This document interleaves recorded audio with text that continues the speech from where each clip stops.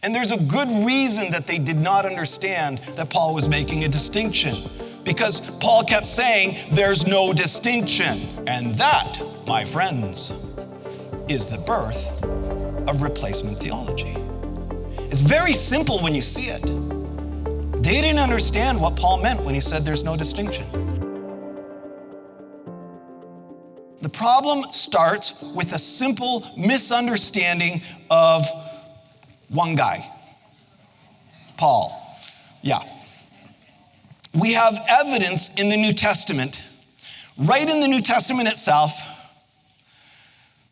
when James, the brother of the master, and the other elders over the assembly in Jerusalem are warning Paul that he's already being misunderstood. And they say, hey, Paul, brother, look at how many thousands there are among the Jews who have believed, and all of them are zealous for the Torah.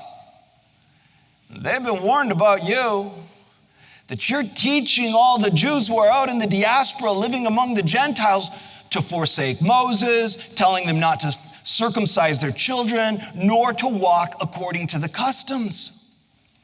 So even in his own day, people think Paul's teaching some sort of heretical new religious supersessionism by teaching Jewish people not to circumcise their children and not to keep the halakha, the customs, right? Not to walk according to the Torah. Now, just so we're all clear on this, these are false charges. That's not true. That's not what Paul was teaching. And Paul himself goes on to refute this. If you keep reading the story in Acts 21, he goes on to refute this. But it begs the question, okay, so what was he really teaching that gave people this impression? This didn't come out of nowhere. How did people get this impression? What was he teaching? Well, we know what he was teaching because he never tires of telling us. We know it from Galatians and Romans and Ephesians and Colossians and Philippians, etc., etc. He was teaching Gentile disciples that they did not need to become Jewish and should not become Jewish. And he referred to himself as the apostle to the Gentiles, right? So he's like, I'm talking to Gentiles. If I'm talking to Gentiles because I'm the apostle to the Gentiles. That's what he would say. So his message was for Gentiles. He's teaching these non-Jewish disciples, these Gentile disciples, not to get circumcised, not to circumcise their children, not to walk according to the customs, which makes sense because they weren't Jewish. That was not his message for the Jewish people. He circumcised Timothy because he had a Jewish mother. Paul himself is Torah observant. He says, I'm a Pharisee, the son of a Pharisee, and so forth. Titus, he doesn't compel Titus to get circumcised. So this misconception about Paul was occurring because he made a distinction between Jews on the one hand and Gentile disciples on the other. And he distinguished between their respective obligations to the Torah. Paul was engaged in this ongoing argument against the other Jewish disciples of Yeshua, the leaders and influencers of that first century Messianic Jewish community, other apostles. They contend that Gentile disciples needed to become Jewish.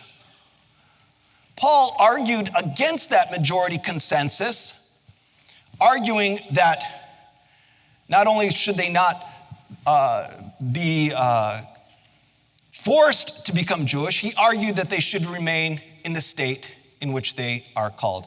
And so we call this argument, or Paul's argument, his side of the argument, we call this distinction theology. It's the theological perspective that teaches a legal distinction between Jewish disciples and Gentile disciples. And this is what we believe and teach at First Fruits of Zion. This is what we teach, distinction theology. It says that within the ecclesia, within the community of Yeshua's disciples, Gentile identity does not replace Jewish identity, and Jewish identity does not replace Gentile identity, and neither do they negate each other. Both Israel and the nations are going to be part of the future Messianic era. Therefore, both Jews and Gentiles have unique roles to play within the communities of Yeshua's disciples as a foreshadowing, a prolepsis of the Messianic era. That's what we teach. That's distinction theology. And the key passage behind distinction theology is Acts chapter 15, which you should know so well already that I don't need to revisit it whatsoever. It's the Jerusalem Council, Acts chapter 15, where the apostles meet to discuss this question. But we also see the conclusion spelled out very clearly in 1 Corinthians 7, which Paul refers to as his rule for all the communities of Yeshua, his rule for all the churches. And here's what he said: according to whatever God allotted to every person when the master called each one, so let him walk. This is my rule in all the communities. Was any man circumcised? Was any man Jewish when the master called him? Let him not become uncircumcised. Let him not become Gentile. Was any man Gentile? Let him not become Jewish. Being Jewish is irrelevant. Being Gentile is irrelevant. The important thing is to keep the commandments of God. Therefore, let every person remain in the same state he was when he was called. There are valid exceptions to Paul's rule, such as intermarriage and mixed Jewish ancestry. There may be other exceptions, but the principle is still valid. There's a difference, a distinction. Not everyone in the body of Messiah is the same.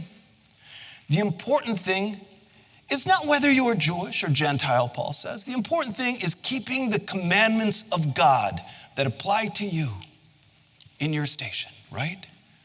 So this is distinction theology. It maintains these unique roles of both Jews and Gentiles within the communities of Yeshua.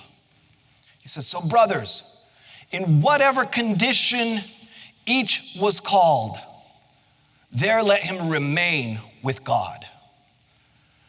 And this means that Gentiles should not feel like they need to become Jewish or adopt Jewish identity, and likewise Jews should not feel compelled to adopt Gentile culture and Gentile identity. So we've covered all this material at length, and there's no need to revisit it all tonight, but tonight I want you to think about now this. I'm taking this in a different direction. I want you to think about how these arguments from Paul sound, how Paul's arguments for the Gentile inclusion, how his mandates for Gentile disciples, how his arguments against conversion to Judaism, against circumcision and so forth, might have sounded in the ears of the next generation of Yeshua's followers when this was no longer an argument, when the other side of the argument had long ago gone silent.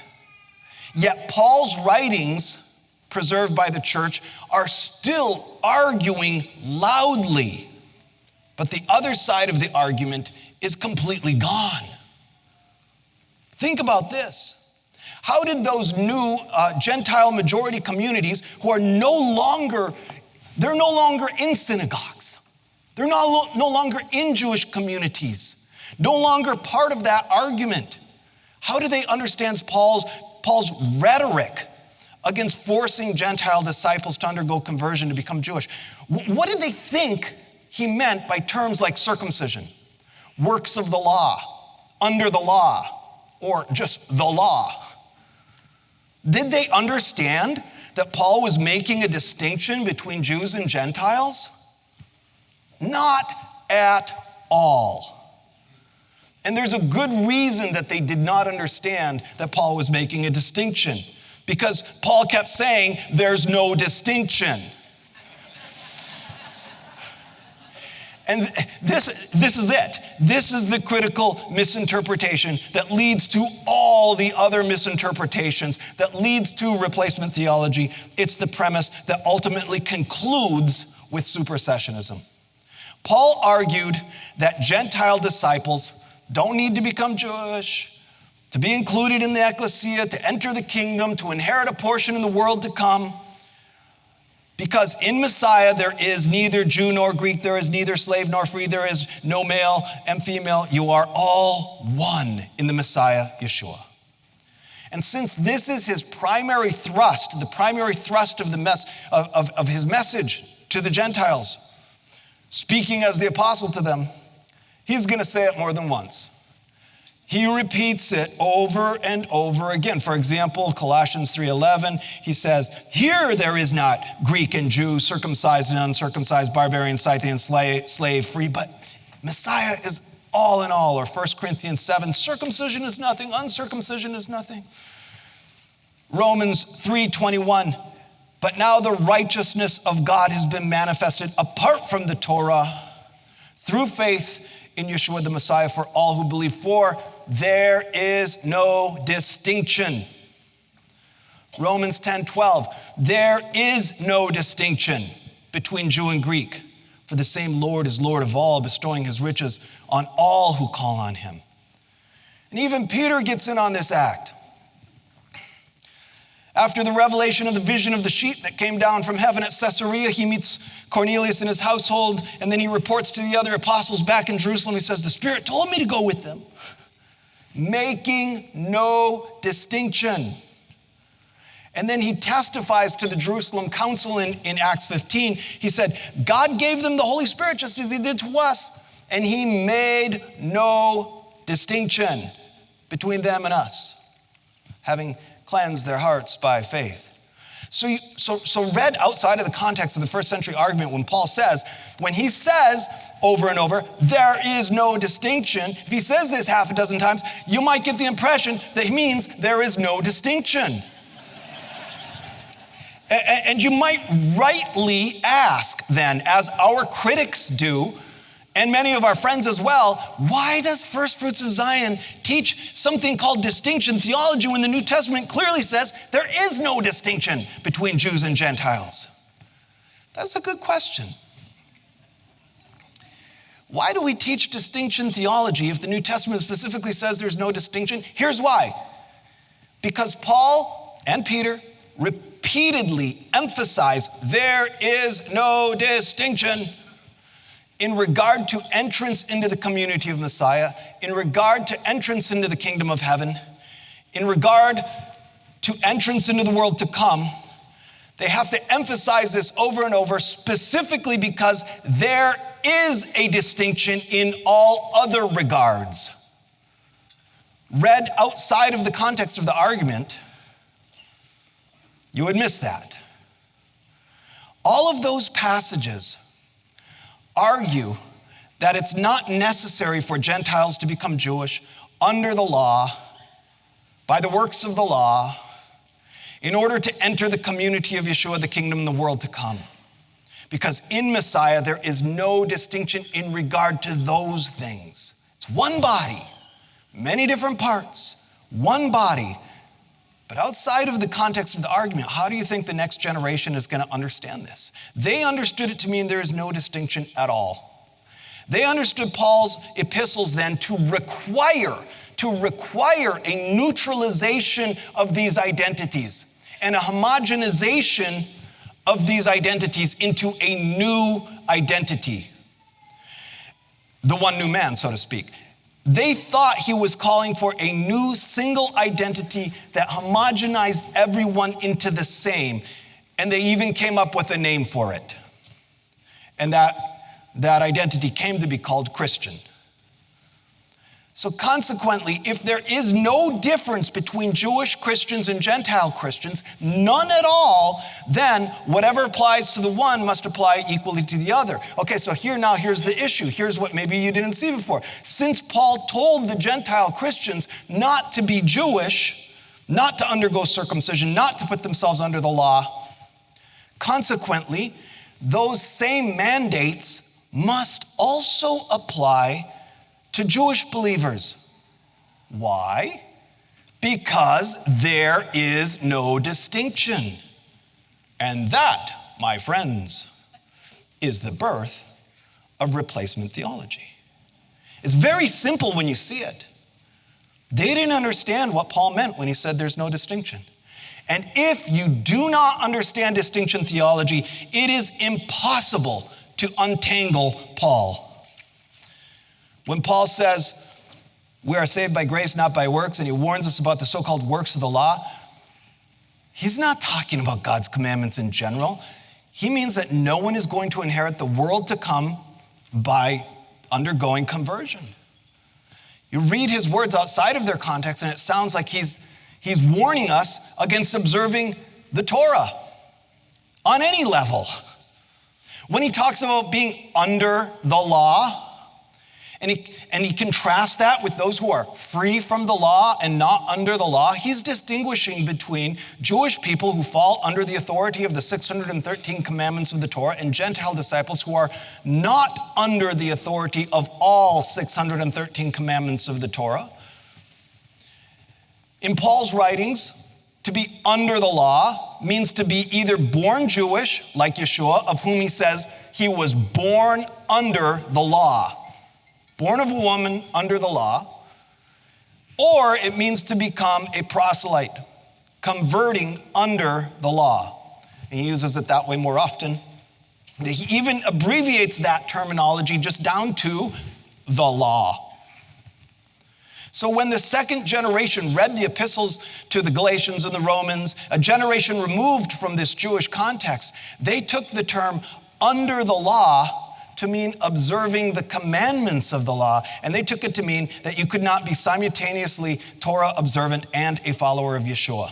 And they thought that, okay, that makes sense. Faith replaces works. Grace replaces law. Christian identity replaces Jewish identity. Without distinction theology, the second century Christians inevitably were reading Paul's epistles backwards. Hey, if you enjoyed this clip, you can watch the full video by clicking the pop-up video on screen now, or by clicking the link in the description below. If you want to learn more about Messianic Judaism and the Jewish foundation of your faith, check out our channel and consider subscribing. Thanks for watching. Shalom.